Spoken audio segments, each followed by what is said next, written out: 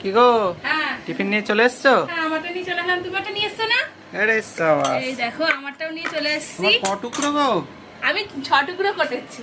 আচ্ছা, বেশি নিইনি তোমার থেকে, চিন্তা নেই। না না সেটা না, আমি 6 টুকরো করেছি আর আমার পেঁয়াজের পরিমাণটাও একটু বেশি হয়ে গেছে। সে তুমি একটু বেশি খেলে ঠিক আছে। অসুবিধা নেই।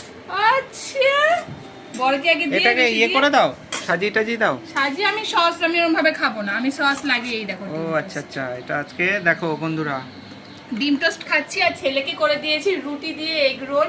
ঠিক আছে, কারণ কি বলতো হচ্ছে বাবা সকালে রুটি করে দিয়েছি, বাবা মা রুটি খেয়েছে, এবার আমাকে বলেছে মা আমি ডিম টোস্ট খাবো না, আমি এগ রোল খাবো।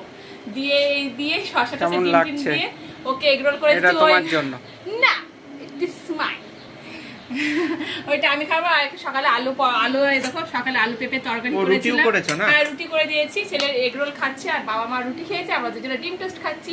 ঠিক আছে, চলো খেয়ে নি, ওকে টাটা।